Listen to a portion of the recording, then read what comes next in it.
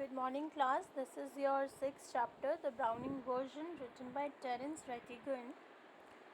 So, in first stanza, the scene is a short extract from the play, the Browning version. Taplow is a boy aged 16 who arrives at the school to do extra work for Mr. Crocker Harris, his teacher. He meets another teacher, Frank, and engages in a conversation with him while waiting for Mr. Harris. Frank is another teacher in that school who is young in age. Mr. Crocker Harris is middle aged. Frank saw Taplow and asked him his name and in which class he studies. Taplow answers him and tells him that he studies in the lower 5th standard and he cannot specialize until he gets his division. Frank asked him whether he got the remove or not, and Taplow replied that his master, Mr. Crocker Harris, doesn't reveal the information like other masters. Frank asked Mr. Crocker Harris, does reveals the remove earlier like other masters? Taplow tells him that he already knows how Mr. Harris is. Frank supposes that there is a rule that the form results should be revealed on the last day of the term. Taplow agrees and told him that Mr. Harris follows it very seriously. Frank shares that he doesn't follow it, but still Taplow should wait until tomorrow to know his result, to which he agrees.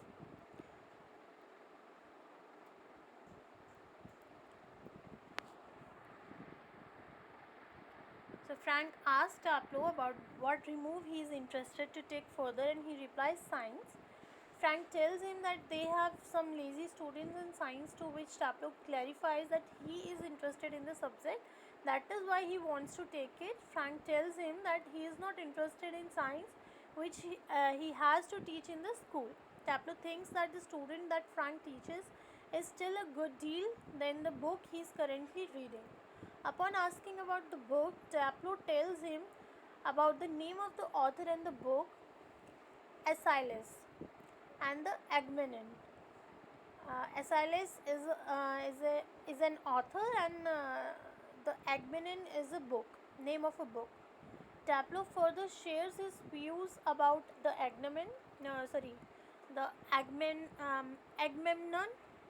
He thinks the plot is good, but the way those Greek words are taught to them combined together is just useless.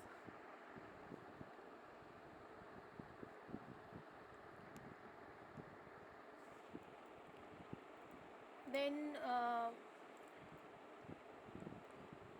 on criticizing the book, Frank tells him that you are sounding a little bitter about Mr. Crocker Harris. Further, Frank asks him if he is staying in school as a punishment, to which Taplow replies that he is in the school on the last day of the term due to extra work. He was ill last day, due to which he was absent for a day, for which he is compensating now by doing extra work. He further says that he feels that Mr. Harris also has extra work himself because he is leaving tomorrow for good.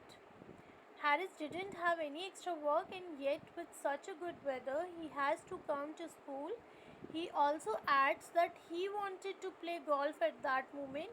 Frank comforts him by saying that he will get his remove tomorrow due to the extra class he is doing for Mr. Harris. Taplow is unsure of this and tells him that this might work for other teachers, but Mr. Harris is different. He doesn't give a student a remove for doing extra work. Taplow also asked Mr. Harris about his remove, to which the masters gave an astonishing answer. After that, Frank asked him what Mr. Harris told him about being asked about his remove. Taplow imitates Mr. Crocker Harris and told him exactly what his masters answered him.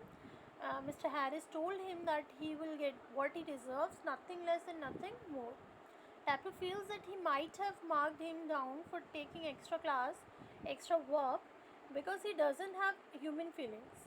Then he realizes that he has said too much, therefore he apologized to Frank. Frank asked him to repeat what he just said about Mr. Harris, and he started imitating him again. Frank tells him that his imitation is not close to Mr. Harris' way of saying things, and he told him to read his book.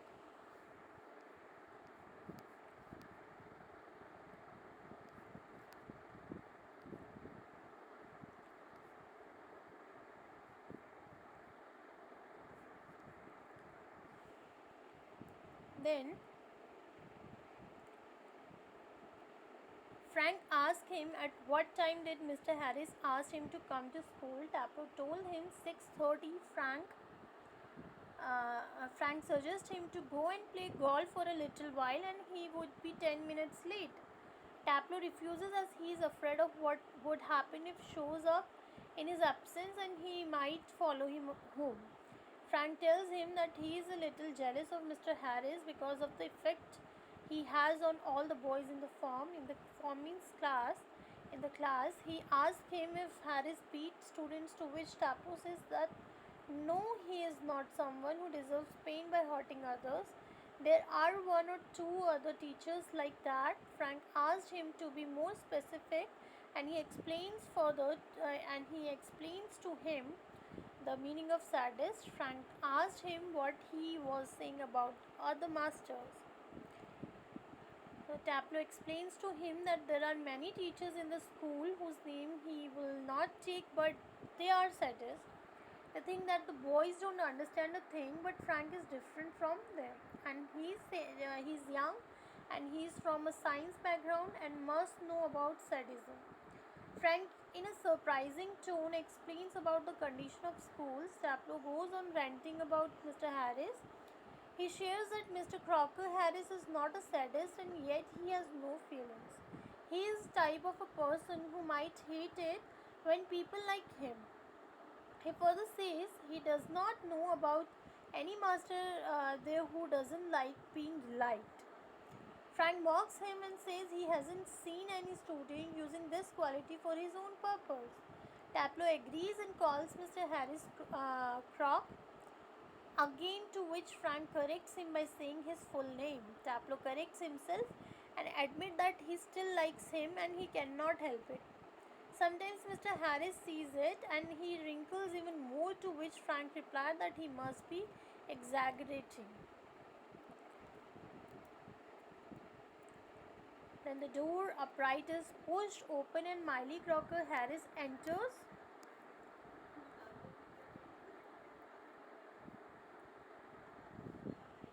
She is a thin woman in her late 30s, rather more smartly dressed than the general run of schoolmaster's wife. She is wearing a cape and carries a shopping basket. She closes the door and then stands by the screen watching Taplow and Frank. Uh, in few seconds before they notice her, Taplow shares further that one day Mr. Crocker Harris cracked one of his classic jokes to which no one laughed. He understood that joke was meant to be funny and laughed anyway because he wanted to be polite and to feel sorry for him making such poor jokes. He doesn't remember what the joke was and asked Frank to suppose he cracked a joke right away and asked him to laugh. He imitates his teacher again and told Frank what his reaction was when he laughed at his joke. Mr. Crocker Harris asked him to explain the joke to the rest of the class, and he was the only one laughing in the class. And as he was saying this, the door of the classroom opened and Miley, the wife of Mr. Crocker Harris, entered the class. She was a thin woman who dresses smarter than the rest of the women.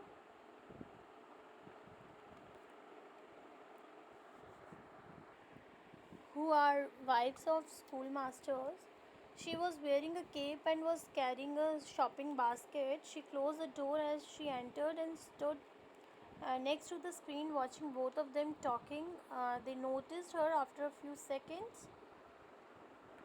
As Frank was joking about telling the joke to others, he saw Miley and stopped talking. He turned around and was revealed by seeing her there and whispered her hello. She replied hello without any expressions on her face and put her basket on the roadside. Taplow asked Frank in a desperate tone if she had heard any of their conversation. Frank thought that she did because she was standing there for quite some time. Miley took her cape off and hung it on hall stand. Taplow in a worrying tone says if she did hear them, Then he will not get his remove and Frank tells him not to think too much. Frank crosses the fireplace. Then Miley picks up the basket from the sideboard and put it on the table. She asks Tableau if he is waiting for his husband, to which he replies yes. She tells him he is at the Bursas and it might take some time. If she was in his place, she might have left. Tableau replies that he said he will come. As Miley unpacks the things from the basket, she suggests him to go for a quarter of an hour and then come back to check on him. Tableau asks her if Mr. Harris comes back before him, then what will happen. Miley assured him that she will take the blame for this and takes out a prescription from the basket. She hands it over to him and asks him to bring medicines for her from the chemist. He agrees and crosses the door upright. So that's all about the story, the Browning version. Thank you.